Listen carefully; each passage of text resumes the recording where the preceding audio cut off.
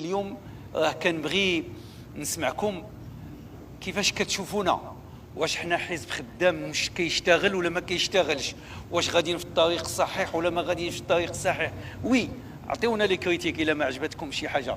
نتوما اللي موجودين في امريكا وفي كوريا وفي المانيا وفي فرنسا وفي بلجيكا وفي مناطق اخرى بلا ما نتكلم، ولا في القاره الافريقيه، كلكم قولوا لنا كيفاش كتشوفونا يعني يا فرحته ويا سعدته. أخنوش يوجهون لنا خطاب الحوار. احنا الناس ديال الخارج، احنا مالنا؟ احنا راه اللي فينا كافينا، تا احنا هربنا ضارزة على امنا الدكاكه ومعاونين على داك الشعب اللي تم. ما كاينش شي واحد في الخارج ما كيصيفطش.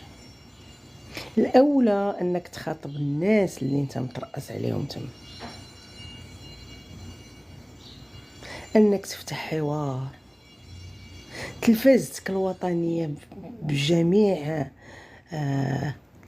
اشكالها والوانها. فينا هما الحوارات ديال زمان؟ فينا هو النقاش الاجتماعي ديال زمان؟ فينا هو النقاش العمومي ديال زمان؟ الصحفيين صمرتي لمهم حتى واحد ما يعطر.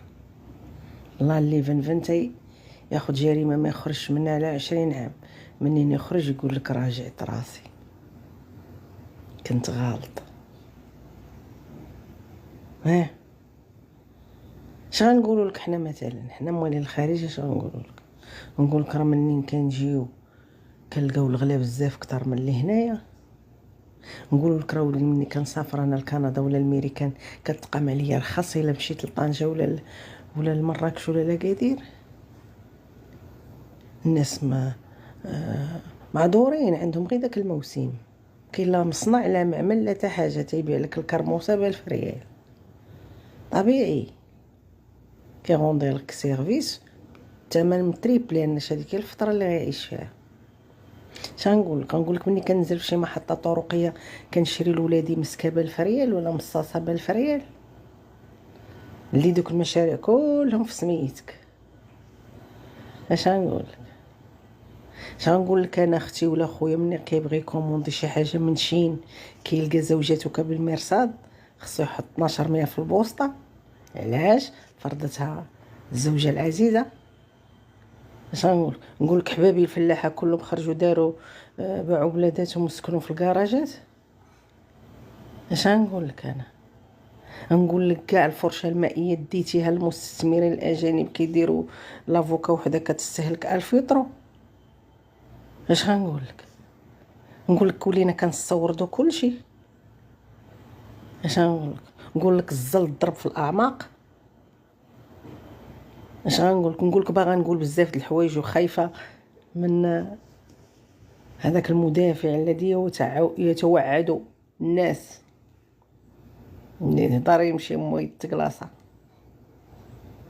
اش نقول لك درتي اش نقول لك؟ ولينا تنبغيو نجيو لبنادنا وحنا خايفين. اش نقول لك يأستي شعب باكمله وفقدتيه الثقه في شي حاجه سميتها حزب. نقول لك ضربتي القدره الشرائيه للمواطن البسيط ولا اصبح يحلم بدجاجه ما حلموا الحيمات في الطبله شي حاجه. شنقول لك؟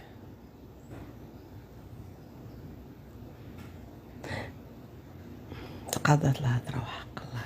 قاش كيقول لك الكلام كتير وبعد الخطرات الصمت هو احسن تعبير. نقابات درتيهم في جيبك، نقابات الصحافه درتيهم في جيبك، المحامين طحنتيهم بالقوانين ما بقاوش كيقدروا يهضروا. تتصدر قوانين في صالحك، الاضراب الغير مشروع حيدتيه، دابا ضربتي في النيابه العامه. ما عرفتش اش بغيتي تخلي نتايا، والله ما عرفت.